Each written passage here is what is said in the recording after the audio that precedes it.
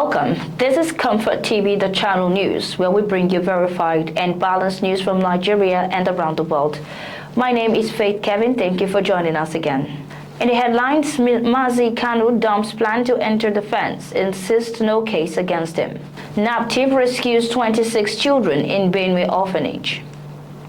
Police warn Mr. Shore against protest over Lagos demolitions. Mrs. Falana faults Oyo Attorney General for misrepresenting Court of Appeal judgment on NURTW. NDLEA arrests Lagos club owner, others in coordinated operations. APM Terminals donates medical equipment to boost maternal health in Lagos. On business news, rice price crashes across Lagos markets and increases supplies. China dominates Nigeria's solar market, accounts for 70% of panel shipments. Foreign Paul Biya re-elected as Cameroon's president at 92. Death toll rises in Gaza as more bodies recovered from under rubble. Hit on sports, Kipchoge eyes more history on New York Marathon debut. Chepkwony and Chepkorir dominate Nairobi race as thousands turn out along Southern Bypass. Now the news. The detained leader of the proscribed separatist group, the Indigenous People of Biafra IPOB, Mazi Kanu, has abandoned his earlier plan to call witnesses in his defense in his ongoing trial for alleged terrorism offenses. The court on October 24 adjourned till October 27 for Mazi Kanu to open his defense.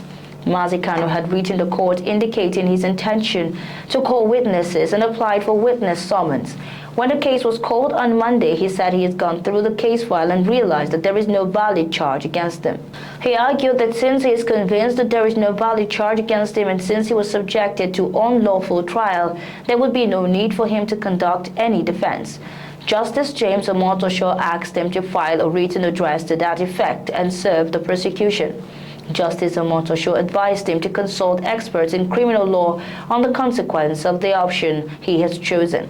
The judge adjourned till 4th, 5th, and 6th November for the adoption of the final written addresses based on the defendant's position that evidence led so far and the charge have not established any case against him or for the defendant to enter his defense. Operatives of the National Agency for the Prohibition of Trafficking in Persons, NAPTIP, have rescued at least 26 trafficked children from an orphanage in Benue State and arrested the founder of the internationally recognized civil society organization, the National Council of Child Rights Advocates of Nigeria, NACRAN, in connection with the case. The agency said the suspect was linked to an alleged large-scale network involved in child trafficking, illegal adoption, and child sale. A 34-year-old female accomplice was also taken into custody. In a related operation, NAPTIP confirmed the arrest of 2 other orphanage operators in the Federal Capital Territory and Nasarawa State over similar allegations. The agency disclosed that investigations were ongoing to trace the circumstances surrounding another 274 suspected cases and to uncover the full scope of the syndicate's activities.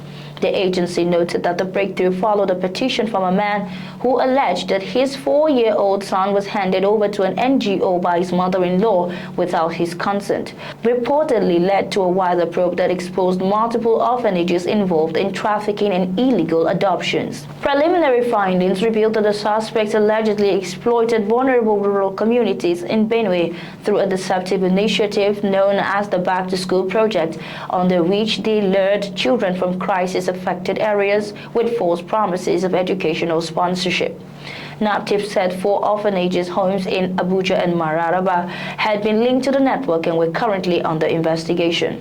The agency's Director General, Binta Adamu Bello, described the development as unbelievable and mind-boggling, reaffirming the agency's commitment to its ongoing nationwide crackdown on illegal orphanages and child trafficking rings. The Lagos State Commissioner of Police, Mr. Olondare Jimoh, has warned activists Mr. Omoyele Sowore and others against mobilizing protests over recent demolitions in the state. Mr. Jimoh gave the warning while addressing newsmen in the Iyano-Oworo axis of the 3rd Mainland Bridge on Monday in Lagos.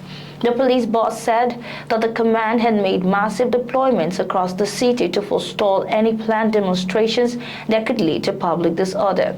He emphasized that the command would not tolerate any attempt to block major highways or disrupt the peace currently being enjoyed in Lagos.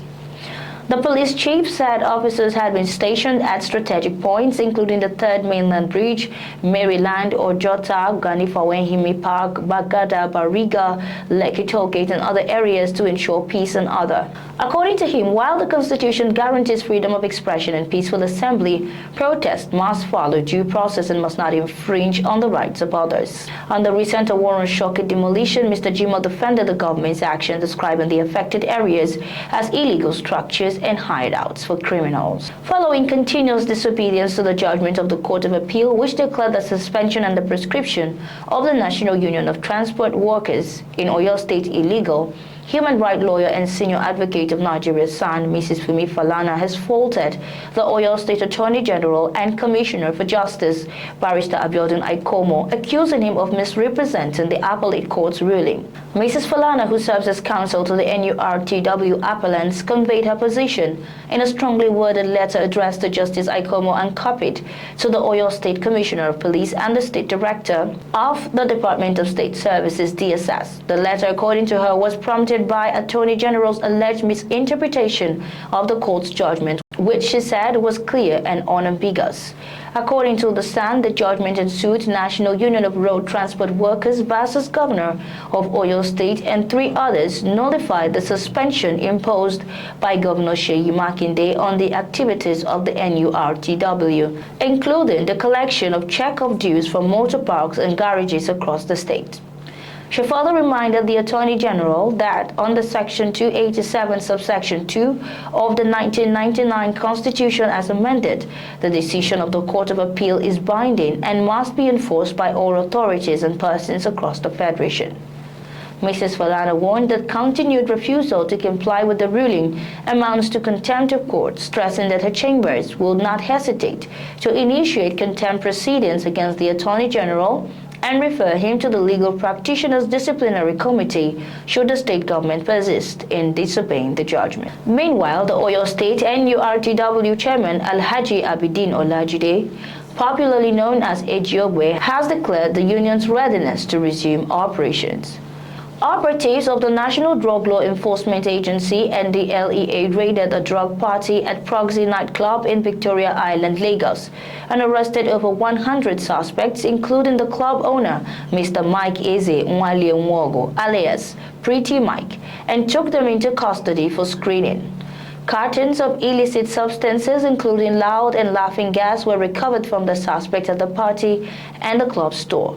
The raid followed intelligence about the drug party, and the NDLEA operatives who were embedded in the party disrupted the gathering based on standard operating procedures, SOPs. The agency also uncovered 70 parcels of cocaine, factory packed in the walls of cocoa butter formula, body cream containers heading to London, United Kingdom at the export shed of the Murtala Mohammed International Airport (MMIA) in Ikeja, Lagos, and arrested 3 suspects in a follow-up operation across Lagos. The cocaine consignments weighing 3.60 kilograms were discovered during the examination of the cargoes packaged as personal effects going to London on an Air Peace flight.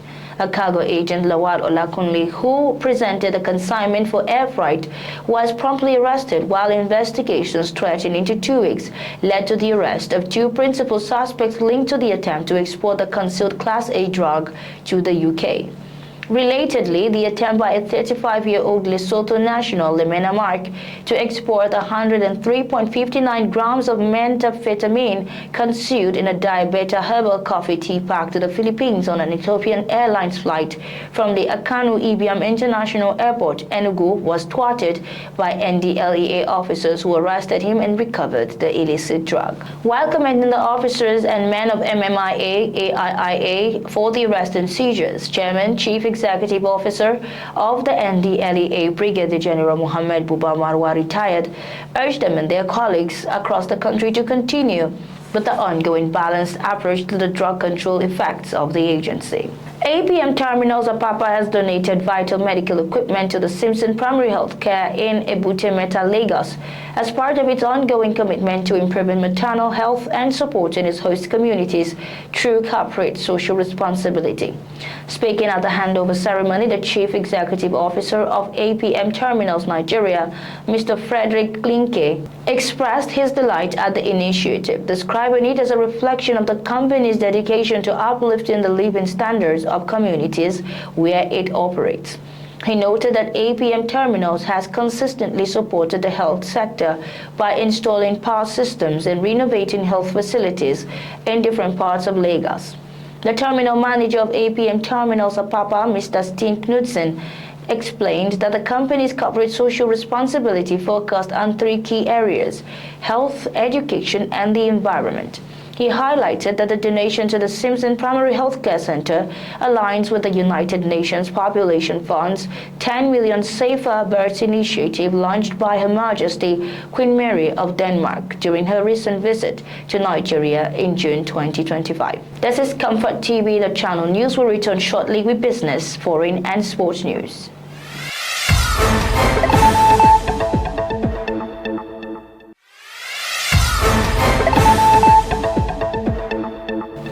Many thanks for staying tuned to Comfort TV, the channel news.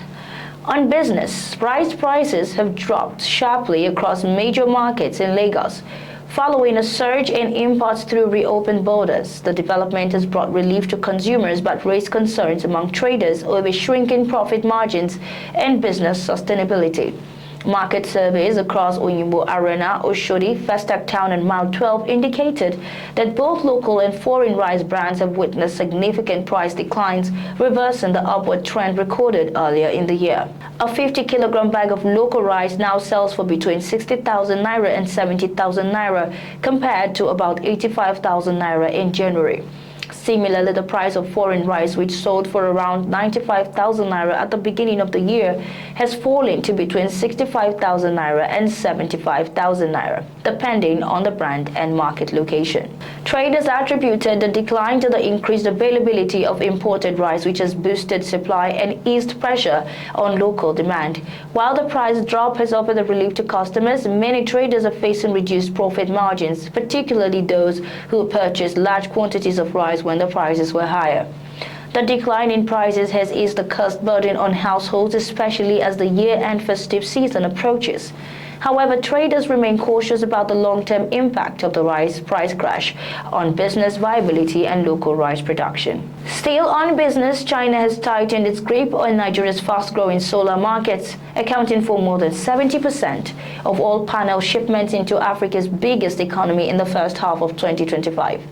The latest data from the National Bureau of Statistics showed Nigeria imported solar panels worth 242.68 billion naira, which equals $163 million between January and June, with 173.15 billion naira of that total, or 71.38%, coming directly from China.